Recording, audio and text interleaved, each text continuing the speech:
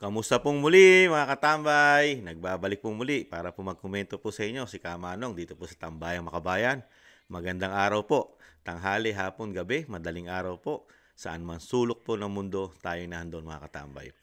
Ingatan nawa po. Ito po, siyempre po, undas po. Alam naman po natin pagka undas, ang ating tayong mga Pilipino, siyempre po na pinupuntahan po natin ang ating mga mahal sa buhay sa sementeryo. Ito po kukomento natin mga tambay, ang pagpunta po ng Pangulo at ng kanyang ina sa dating Pangulo, ang ama, ang Ferdinand Marcos Sr. mga katambay. Alam naman natin, pumunta pa lang at dinalaw ang kanyang ama at kasama ang asawa, siyempre ang dating First Lady. Binigyan na po ng talagang ng media. Alam naman po natin ang media ngayon, ibang-iba po. Yung mga dapat po pag-usapan, problema ng bansa, hindi po na itatapik po ngayon ng media masyado. Ang nakatutok lang po yata ang media natin ay sa pamilya Duterte. At ito po, hindi po nila pinawalan na hindi po matanong at pinagkaguluhan po nila ang sinasabi pong dapat pong isagutin ng Pangulo ng Pilipinas. Ano po yon? Yung paghukay daw po. Kasi panahon po ngayon na undas, siyempre po, saan dadali ng media ang issue? Sa paghuhukay. Dahil nga po, binitawan daw po ng ating Vice President nung mga panahon na naranasan niya ang sitwasyon, di ba, sa kanyang sarili, sa ginawa sa kanya ng pamilyang Marcos mga katambay. At kaya niya po nasabi yon. Pero ang media, hindi po kasi kinukuha lahat ang istorya. Kumukuha lang po yata ang media para lang doon sa sinasabing paninira po sa Vice President Sara Duterte. Ito po, painggan po natin ang media mga katambay at komentuhan po natin. Binisita ni Pangulong Bongbong Marcos sa ang puntod ng kanyang ama na minsang binantaang huhukayin at itatapon ni Vice President Sara Duterte. Ang sagot ni PBBM, no comment. Nasa frontline ng balitang yan, si Maricel Halili. Magkasamang nagpunta sa libingan ng mga bayani sina Pangulong Bongbong Marcos at dating First Lady Imelda Marcos. Dinalaw nila ang labi ni dating Pangulong Ferdinand Marcos Sr. Kasabay niyan, hindi maiwasang maalala ang bantang ito kamakailan ni Vice President Sara Duterte. Huhukayin ko yung tatay ninyo. Itatapon ko siya sa West Philippine Sea. Tinanong namin tungkol dyan si PBBM. Sagot niya, I'd rather not, thank you. I don't think so. But do you think, sir, the statement is uncalled for? Huh? Is it uncalled for? Is it disrespectful, sir? eto naman ang sagot niya tungkol sa kasalukuyang estado ng relasyon nila ni VP Sara. Let's talk about it some other time. Isang misa ang idinao sa puntod ni Marcos Sr. na dinaluhan ng mga loyalista. Isa lamang si Marcos Sr. sa 5 dating Pangulo ng Pilipinas na nakalibing sa libingan ng mga bayani. Simula kahapon, higit 20,000 na ang bumisita rito o halos doble nung nakaraang taon. Nagbabalita mula sa Frontline, Maricel Halili. Nakita niyo po mga tama yung balita? Bago natin, singit ko lang po. Ano po yung balita?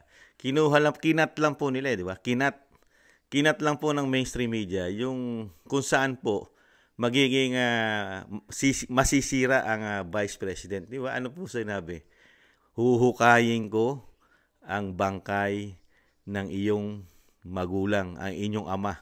Di ba? At itatapon ko sa West Philippine Sea. Yun lang po yung pinalabas ng media para po masira po ang Vice President. Hindi po naman yun ang kompletong pahayag ng Vice President, di ba? Nung mga panahon na siya yun, nagpahayag at ini-interview po ng media. Di ba? Meron pa pong nauna ron sa salita niya.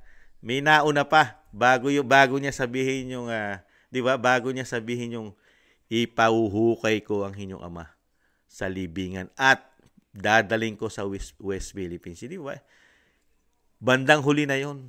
Kaya lang ang media, ayaw po kasi nila ilabas ang totoo, mga katambay. Yung sa loobin ng Vice President. Ang nilalabas lang po nila, yung ikasasama nito, mga katambay. Kasi nga, ang media po yata ngayon, nagiging detractors na rin po yata ng Vice President. Mga katambay, di ba? Ibang klase. Ito naman po, Pakinggan naman po natin yung statement. May statement po ang ang presidente po ron eh. At syempre po, meron din po ritong pahayag ang dating Pangulong Duterte kung paano niya po ipinaglaban ang dating Pangulong Marcos Sr. na mailibing sa libingan ng mga bayani, mga katambay. Alam niyo yung utang na loob system? Ito po, pakinggan po natin. Ito po yan.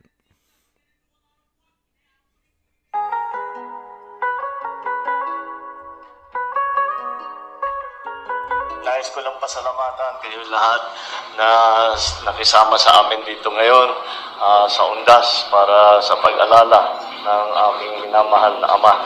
At lalo-lalo na itong mga pulang t-shirt. Matagal ko nang hindi nakita.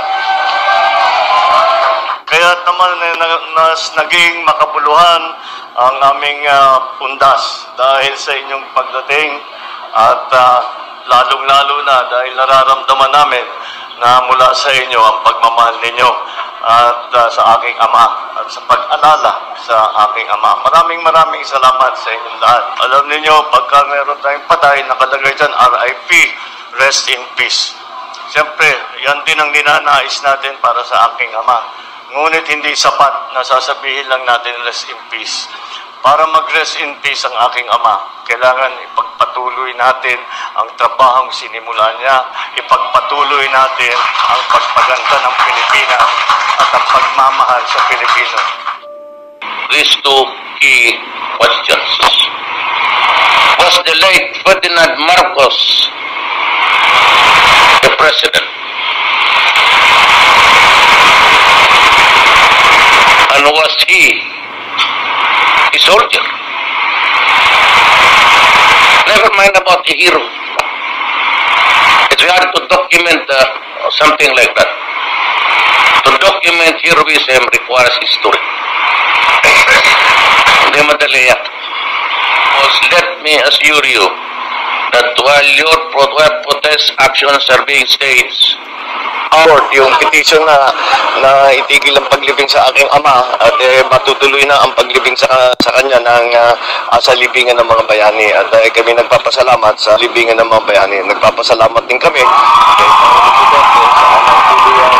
ng suporta sa karapatan nga ng aking ama na mailibing sa libingan ng mga bayani at umaasa kami na itong hakbang na ito ay ang unang hakbang sa siguro paghihilom ng mga sugat at mga alitan.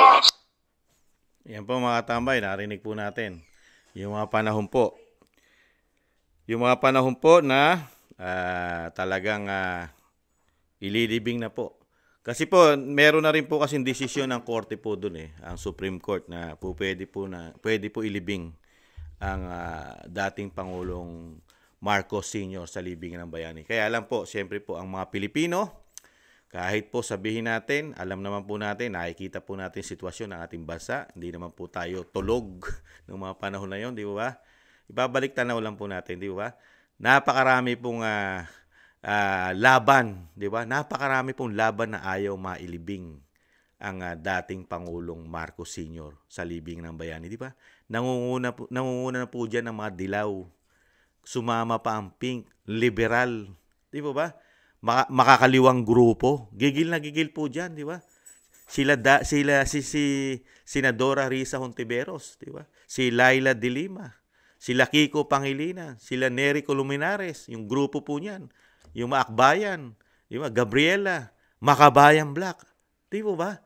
Talaga pong tinutuligsa po nila yan. Pero, meron po ba nagawa yon? Dahil po meron pong yagballs ang Pangulo ng mga panahon na yon, di ba? Yagballs. Di ba? Ano po sabi niya? Huwag na nating pag-usapan ng pagiging hero. Pag-usapan na lang natin yung pagiging soldier. Kasi naging soldier Di ba? Karapatan po ng isang soldier mailibing sa libingan ng mga bayani. Di ba? Bayani. Di ba? May nagawa po ba sa tapang at yung political will ng isang dating Pangulong Duterte? Di ba? At narinig po din natin, di ba? Na pinapasalamatan po ng presidente natin ngayon na si Bongbong Marcos Jr. Si PBBM, di ba? Ang Pangulong Duterte, ang dating Pangulong Duterte. Pinasasalamatan niya. Dahil nga, pinaglaban ni dating Pangulong Duterte. Kahit napakarami pong detractors noong mga panahon na yon sa pamilya Marcos. Di ba? Gusto nga ipahukay yan eh. Noon pa lang, pinauhukay na po yan nung mailibing. Di ba? Napakarami pong gustong ipahukay yan nung mailibing po yan. Di po ba? Napakaraming grupo, sektor, nung mga panahon na yon. Di po ba? Pero may nagawa ba sila sa napakagaling na dating Presidente Duterte? Dahil alam niya ang batas, pinaglaban niya ang batas. Kahit na sasabihin natin na sila'y magsama-sama at pwede silang bumuo na sinasabing people power noong mga panahon na yon. Pero ipinaglaban ng dating Pangulong Duterte. Malibing yan. At hindi mahukay. Hindi mahukay. Di ba? At mismo Pangulo nagpapasalamat. No? Taos-puso ang pagpapasalamat niya ng Pangulong Marcos Jr. sa dating Pangulong Duterte. Pero ngayon, iba na po sitwasyon ngayon, mga katambay. Nakikita na po natin yung pagtanaw ng utang na loob doon sa pinaglaban. Pinaglaban, talagang tinutukan ng dating Pangulong Duterte. At siya sumasagot sa lahat ng detractors ng mga Marcos dahil siya yung pinuno ng bansa. Siya ang may karapatan at may power para mailibing sa kanyang desisyon. Di ba? Dahil magkakagulo. Kung pipilitin ng pamilya Marcos na ilibing yon nang walang consent, walang utos ng Pangulo ng Pilipinas, magkakaproblema sa dami ng pipigil dito. Yung sinasabi ni Kamanong, di ba? Yung yellow, yung dilaw, yung pink, liberal, kasama pa media, mga tambay, noong mga panahon na yon. Kasama ang media, di umano, di ba? At napakarami pong mga kaliwang grupo at yun nabanggit ko na nga sa inyo. Si De Lima, si Soliman, di ba? Pangilinan, Hontiveros, di po ba? Napakarami pa. Mga kaliwang grupo. Yung lahat ngayon nakakampi. Yung halos lahat ng kakampi ng Pangulong Marcos ngayon, Jr., yun po ang mga gustong humukay nun. Kasama po silang gustong humukay ron. Di ba? Pero ngayon, ano po ang ini-issue nila? Yung paghuhukay daw po ni Vice President. Yun daw po ang malaking issue na uhukayin ng Vice President at itatapon sa West Philippine Sea. Talagang hindi po nila pinaligtas kahit araw ng undas, araw ng mga pinagpahinga nating mga mahal sa buhay. Hindi nila pinaligtas para po masiraan at talagang issue na napakalaki po na talagang gamit na rin po yata ang ating mainstream media na maging talagang isa sa detractors ng pamilya Duterte, mga katamay. Hindi man lang tinutukan, hindi man lang tinanong ng media, wala man lang nagtanong na mainstream media na, Mr. President, nung kasagsagan po ba ng bagyo, Super Typhoon, Signal Number 5, si Leon, nanalasa po sa norte, lalo po sa ating probinsya na Batanes. Nasaan po kayo noon? Hindi po namin kayo nakita. Wala po kayong meeting o conference about po doon. Wala kayong live. Wala kayong live conference. Nasaan po kayo? Totoo po ba yung kumakalat sa social media, Mr. President? Na kayo po ay umaten. Umatin din po kayo ng kasal ng isang kongresista na taga Davao sa pangalan po ni Migs Nograles. Totoo po ba yun? Wala man lang nagtanong. Mga katambay, merong nagdaang super typhoon sa ating bansa na nalasa. Hindi po natin nakita noong mga time na yon ang presidente. Di ba? Wala pong issue ron. Hindi po nila tinanong yon. Mas gusto nila itanong yung itatapon sa West Philippine Sea at uhukayin, mga katambay. At yung pumuputok pong issue ngayon, putok na putok po, yung illegal pong paglipat nila ng pera sa PhilHealth na dapat pong tanungin ng media yan. Ano po masasabi nyo dyan, Mr. President? Dahil mismo ang Supreme Court, hindi po pumayag Dahil may nakita pong pagkakamali sa ginawa niyong paglipat ng pera na hindi bababa sa 90 billion pesos, Mr. President. Ano po masasabi niyo? Naglabas po ng TRO ang Supreme Court. May masasabi po ba kayo doon? Doon sa 90 billion na pinipigil na po ng Supreme Court. At meron na po kayong nakuha. Meron na pong na-release na 60 billion, hindi bababa sa 60 billion. Maibabalik po ba ito sa PhilHealth? Mr. President, napakalaking usapin po ito dahil pera po ito ng taong bayan. Kontribusyon po ito ng miyembro ng PhilHealth. Pero hindi dinadala ng mainstream media. Wala silang pakialam sa taong bayan. Wala rin silang pakialam sa miyembro ng PhilHealth, yung mga nagbabayad. Walang pakialam ang mainstream media dyan. 90 billion? Wala. Maliit na pera lang sa mainstream media yan. Tambay. Pero sila, dadalhin pa rin nila, mga kababayan ko, sa issue na paghuhukay dahil nga panahon na undas. Pero, bago dumating ang panahon na undas, nanalasa ang bagyo. Nasaan ang Vice President nung kay Christine? Nasaan ang Vice President nung kay Christine? Bakit umatin ang kasal? Pero nasaan ang Presidente kay Leon? Umatin din ang kasal, pero walang yak-yaw-yaw. Walang issue, walang yaw-yaw, pati sa social media, walang yaw-yaw. Pero nung kay Christine, yaw-yaw ng yaw-yaw sa Vice President. Samantalang, hindi naman Presidente ang Vice President. Ibang klase. Talagang alam mo, di umano na nagkakabayaran sa lahat eh. Mukhang maraming binabayaran yata di umano ang gobyerno ngayon. Dahil yung malalaking issue ng gobyerno na talagang merong nakakabit di umano na malalaking korupsyon, hindi tinututukan ng mainstream media yung mga issue. Lalo na yung napakalaki pong issue ng flood control na binabaha po ngayon ng Pilipinas dahil sa flood control na sinasabing makakakontrol ng baha. Hindi nakakontrol ng baha ang flood control. Di ba? At ginagastosan po ito na hindi bababa sa 1.4 billion per day. Walang issue. Walang tanong-tanong ang mainstream media. At hindi rin pinag-uusapan masyado yan sa social media, lalo yung mga sinasabing mga detractors ng Duterte, Vice President. Hindi po nila pinag-uusapan yan. Yung mga nawawalang pera po sa ating bansa, wala po sila dyan. At yung pinakamalaking natuklasan po ng Vice President sa haba ng panahon, 2 tao lang, ilang taon na, 2 tao lang ang kumukontrol ng pera ng mga tao. Pera ng taxpayer na napupunta sa Kongreso. At sila yung nagpaparte-parte kung saan ilalagay yata mga departamento. Sila ang nasusunod. 2 tao. Walang issue dyan. Walang issue ang mainstream media dyan. Hindi dapat yan na ibalita. Ang kailangan lang ibalita natin, yung paghuhukay ng Vice President. Ikaw ba naman ang Vice President? Ikaw rin naman ang dating Pangulong Duterte. Yung ginawa mong tulong, pakinabang nila, sila ang nakinabang, hindi naman ang dating Pangulong Duterte. Hindi nakinabang ang dating Pangulong Duterte dyan. At hindi nakinabang dyan ang Vice President. Na malibing sa libingan ng bayani yan. Ang dating Pangulong Marcos Sr. Ang nakinabang dyan, sila, pamilya nila.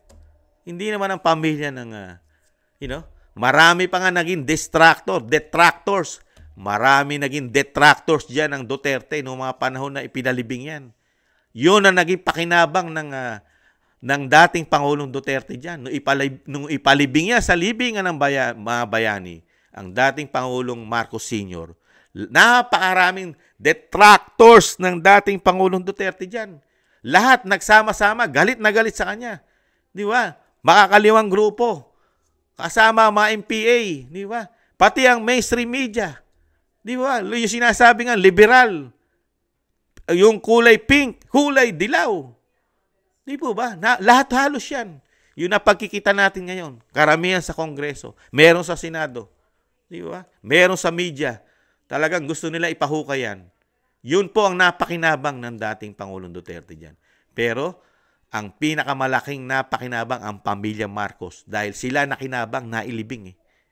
Di ba? Pero ngayon, Yan po ang ginawang tanaw na utang na loob magmula nung maupo noong 2022. Hindi na nila tinigilan bakbakan, hindi na nila tigilan na mawala sa lipunan.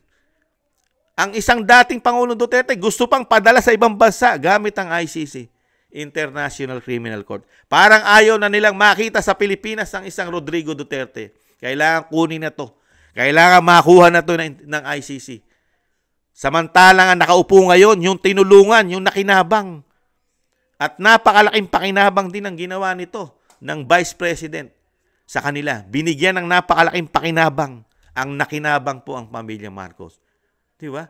Yung hiningi po nilang napakahigpit na pakiusap sa Vice President. Napakahigpit na pakiusap. Lumapit silang magkapatid. Ang Senadora Amy Marcos. Galing yan, ha? Hindi nagsisinungaling si Kamanong dahil mismo ang nagsabi niya ni Vice President. Mahigpit ang panliligaw sa kanya dahil siya'y kontento ng tumakbo ng mayor. Di ba? Ano po ang higpit? Lahat ng pakiusap, ibibigay namin sa iyo. Lahat ng gusto mong pabor, Sarah, ibibigay namin. Basta mapumayag ka lang na samahan mo ang aking kapatid ayon sa Vice President. Yan ang tinuran ng Senadora Amy Marcos. Di ba? Bibigay namin kung ano ang kondisyon mo. Sinabi naman ni BP Sara kondisyon niya. Meron siyang maliliit na anak. Gusto niya. Pagkatapos ng trabaho niya, kahit sa sulok ng bansa ng Pilipinas, makakauwi siya. Dahil siya isang mothers, siya isang magulang na hands-on sa mga anak niya. Gusto niya nakikita lumalaki ang mga anak niya at pagtabi sa pagtulog, lalo sa gabi. Di ba? Pero, hindi naman tinupad yung mga request, yung hiling. Di ba? Hanggang salita lang. Pati yung sinasabing hiling niya na service dahil siya Vice President at Secretary ng DepEd, pupunta siya sa mga probinsya para tingnan ang kanyang hinahawakan departamento. Kailangan niya siyempre po para mabilis. Kailangan ng chopper o yung mga panghipapawid, eroplano. Pero ano sagot ng presidente nung manalo na? Hindi ko maibibigay sa iyo yung ipinangako ko sa iyo. Dahil mas kailangan ng First Lady yung hinihingi mong request. Mas kailangan kaysa sa iyo. Di mo ba? Ano isipin ng isang Sara Duterte? Yung tatay ko, may yag balls. Nagkaroon ng yag balls ang tatay ko para ipalibing ang tatay mo. Tapos ako, naibalik ko kayo sa pwesto ang Vice President na tinutuliksa ngayon. Naibalik ko kayo sa pwesto, makapangyarihan kayo ngayon, bumango ang iplidong Marcos ngayon, nawala halos ang detractors ng Marcos, yung mga yellow, pink, liberal, makabayan, NPA, kasama na yung mga nasa Senado at Congressman na gusto rin magpalibing dyan.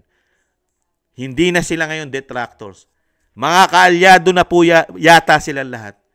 Sino po ang nakinabang sa ginawang tulong ng mag-ama ng Vice President at ng dating Presidente? Sino ang nakinabang? Ang mga Duterte po ba? Di po ba ang Marcos? Nakinabang sila ng napakalaki kasi yung mga detractors nila before for how many long years? Ngayon, kaalyado na po yata nila. Di ba? Ngayon, magkakasama po sila pabagsakin ng mga Duterte, lalo ang Vice President. Di ba? Yung utang na loob sa ama, gustong dalhin sa ibang bansa at doon litisin. Ayaw na sa Pilipinas. Nakatambay. Pinipilit po yan. Yung mga detractors po ng Pangulo, yung mga makakaliwang grupo, mga aktivista, na galit sa pamilya Marcos noon. Yun po ngayon na nagpipilit. Nakikiusap pa sa Pangulong Marcos na papasukin ng ICC, mga tambay. Samantalang, hindi lang bababa sa 30 years. Kaaway na nila yon. Pero ngayon, kakampi na. Kaya ibalik po natin dito. Kayo po ba, mga kababayan ko? Kayo, ano ang saloobin nyo? Sa ginawa, ipinalibing ng tatay ko, mismong kung kayo si BP Sara, bilang tao, may damdamin, may puso, may isip. Ang ginawa sa'yo, pagganti ng utang na loob, ng tinulungan mo, makabalik sa kapangyarihan, mailibing ang magulang. Binigay mo lahat ang iyong suporta. Tapos nung maupo ang pamilyang ito, humento na inyong lingkod, nung maupo, ano ay ginante pag-upo? tinamnan ng kaso, tinamnan na ikasisira, confidential pa na mismong galing sa opisina ng Pangulo.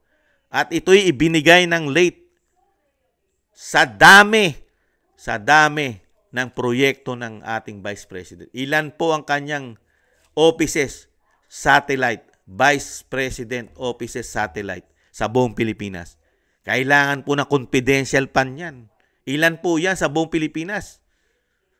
Di po ba? Kailangan po na confidential pan yan kasi pwedeng sirain yan ng mga makakaliwang grupo, ng mga sasama, mga terorista. Pwedeng gawa ng masama yung mga offices na yan. Kaya kailangan mo ng protection yan. At proteksyonan. At proteksyonan mo rin siyempre yung ating mga Pilipino. Kailangan mong proteksyonan ang eskwelahan. Dahil nung panahon na yun, naging DepEd secretary siya. Di ba?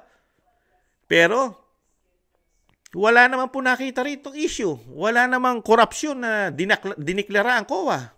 Pero, doon po nila tinutukan yan, mga tambay. Doon nila tinutukan. Napakarami pong issue na pinupukol po ang administrasyon po na yung pagtanaw ng utang na loob po ng pamilyang ito. Dinala po nila na ngayon po, matatapos na naman ang taon. Halos ilang taon na po. Magtatatlong taon na po na pilit po at ginagawan po ng paraan para ma-impeach ang Vice President na tumulong po dito makabalik sa pwesto na ayaw na pong matalo. Ayaw na matalong muli kay dating Vice President Leni Robredo. Ayaw na mapangalawahan. Di ba? Ano ang iisipin mo nung naglabas ng sama ng loob ang Vice President nung panahon yung kanyang release statement na kasama ang media?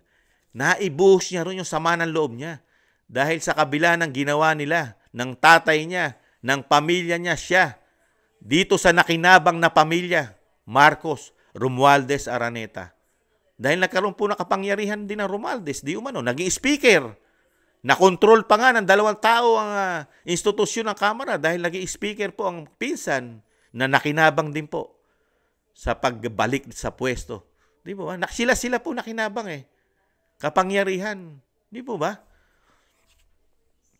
Ikaw ba, sa statement mo, sasabihin mo, di ba? Pag hindi nyo ako tinigilan, hindi nyo kami tinantanan. Yun ang sabi ng Vice President sa kanyang report sa kanyang statement Kung hindi nyo kami tatantanan sa ginagawa nyo sa amin, isang araw, pupunta ko doon sa libingan ng iyong ama. Huhukayin ko at dadaling ko. Doon ko dadalin sa West Philippine Sea. Di po ba? Yun ang sinabi niya. Hindi naman niya sinabi na, huhukayin ko tatay mo. Dadaling ko sa West Philippine Sea. Doon ko ililibing. Doon ko isasabog sa dagat. Ganun po ba? Ganun po kagaling mag-cut, mag-edit ang mainstream media, mga tambay. Napakagaling mag-edit. Di ba? Parang lumalabas talagang mga detractors lalo ng Vice President at ng dating Pangulong Duterte. Di ba? Sa sama ng loob niya. Di ba? Meron pang kasama yan. Hindi lang naman yan Di ba? Pati yung issue ng relo noong mga time na yon. Expression niya yon. Expression niya yon. Kung po pwede nga lang niyang pugutan din ang ulo yon dahil sa kahihiyan nung isang kadete na yun po'y tradisyon. Ikaw ba naman, Presidente, alam mo na tradisyon yun? Alam mo yun Alam na isang Presidente yun. Pag-a-attend ka ng mga graduation ng mga bayani natin, lalo sa AFP, talagang may manghihingi sa yung kadet o kadete na gagraduate ng iyong relo. Ikaw ba naman? Hindi ka man lang nag-isip, Mr. President, na nagdala ka man lang sana ng hindi mamahaling relo ron at na madali mong maibigay. Nagdala ka ng relo ng milyones ang halaga at may sentimental value pa yata sa iyo. Tapos ngayon, magre-react kayo na puputulan ka ng ulo. Expression ng isang Vice President yun, na isang mapagmahal sa mga bayani, makabayan. Naaawa siya ron dahil yung tao na yon, yung kadete na yon, isang magpuprotekta po sa bansa yun at sa buhay din po ng mga politiko katulad ng Presidente. Handa nilang ibuwis ang buhay nila. Di po ba? Tapos lalagyan mo na issue. Yung ba'y gagawin ng isang vice president. At gagawin din ba ng vice president na hukayin yun? Expression niya yun. Ipinakita niya yung sama ng loob niya. Parang ipinamukha niya. Ipinamukha yun eh. Di ba? Bilang Pilipino, yun yung expression mo para magising yung tao na nakinabang sa pamilya mo. Di ba? Nabigyan mo ng malaking pabor. Nabigyan mo ng malaking tulong. Di ba?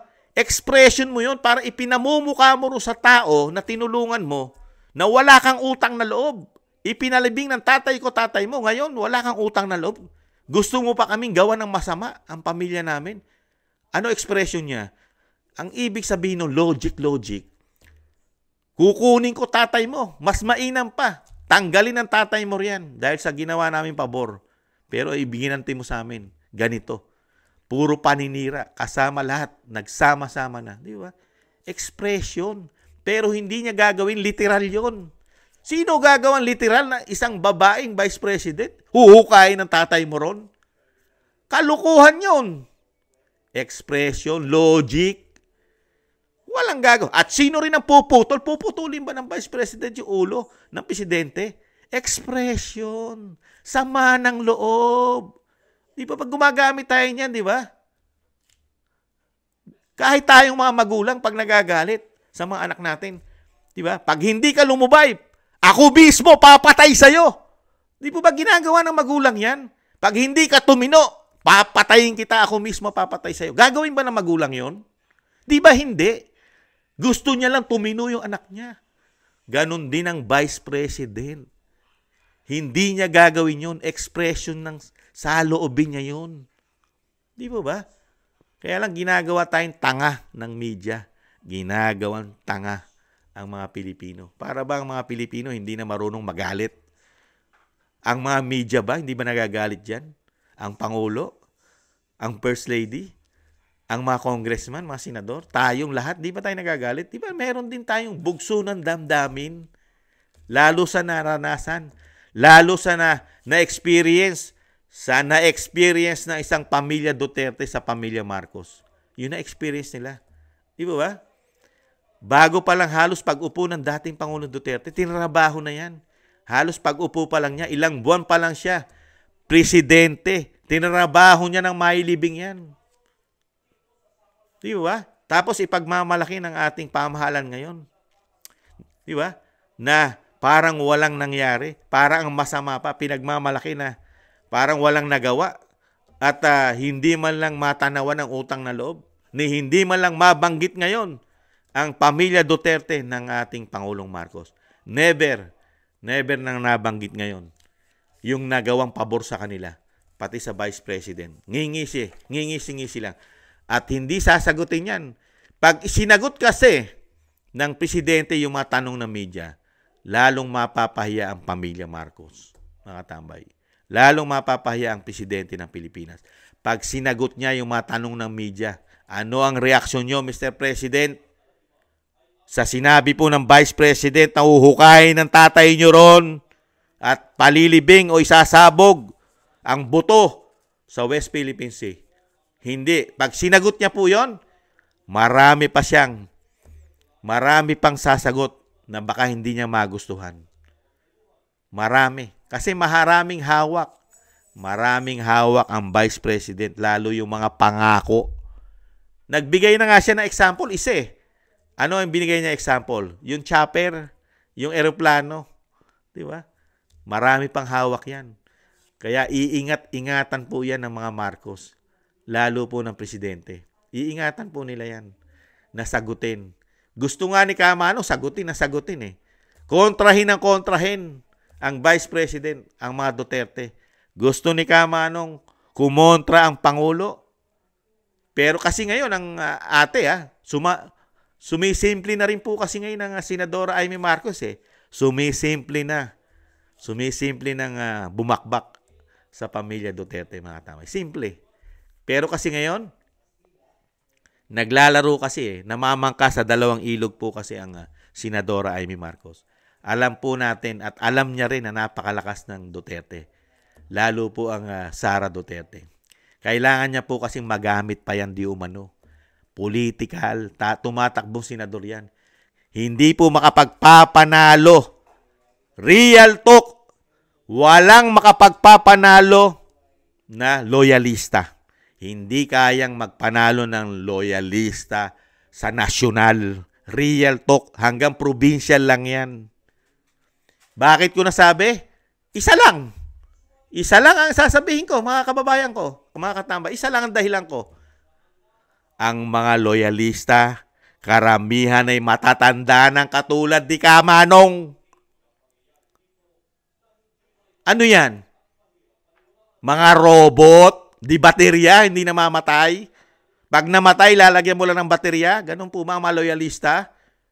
Ang mga loyalista ay nauubos din, tumatanda rin katulad ni Kamanong. Sa tingin nyo, ang mga henerasyon natin ngayon, technology, mga kabataan natin, yung mga bago nating henerasyon, loyalista yan. Mga hawak ay puro gadget, karamihan ay puro naka-cellphone, loyalista yan. Isip-isip, logic. Mga tambay, kahit sabi mo magsuot ng pula yan, puro pulang suot, pero hindi mo masasabi ang puso't isip niya ay solidong loyalista. Sa panahon natin ngayon, gamit na gamit ang pera na sisilaw din sa pera. Pati nga di umano media nasisilaw yata sa pera eh. Mga politiko. Yung mahihirap ang tao, na hirap sa buhay, hindi masilaw, napakamahal ng bilihin, napakamahal ng gastusin mo, kuryente, tubig, di po ba? Pati internet, pamasahe, di po ba? Pambihira. Kaya isip-isip, yung loyalista sinasabi nila solido, sa media na lang po yun, mga katambay. Kasi, hindi nga nanalong Vice President ang Pangulong Marcos Jr. kay Lenny noong mga panahon na yun eh. Di ba? Paano lang nanalo? Ginamit nilang Agila ng Mindanao eh. Di ba? Dahil lang sa Agila ng Mindanao, doon lang sila nanalo. Di ba? Kaya, isip-isip. Kaya dito po mga tambay, yung ginagawa po ng mainstream media na pag-e-edit ng sinabi po at pinasasama po nilang pilit, yan po ay hindi totoo.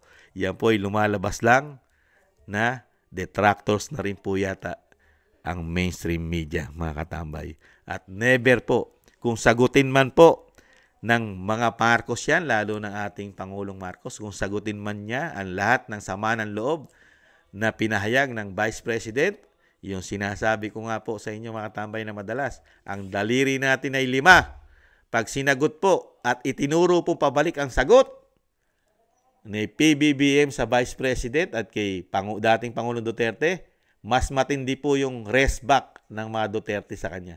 3 po yan mga tambay. 2 lang yung binalik na turo para yung question. Pero yung 3 daliri mo, nakaturo sa'yo pabalik. Di mo ba? Muli po mga tambay, maraming salamat po sa mga gusto po ng ating Tambayang Makabayan sa YouTube at TikTok. At maraming salamat din po sa mga nagla-like, share, and subscribe, and comment. Maraming salamat po mga katambay. Ingatan nawa po. Sa muli po, paalam. Bye-bye.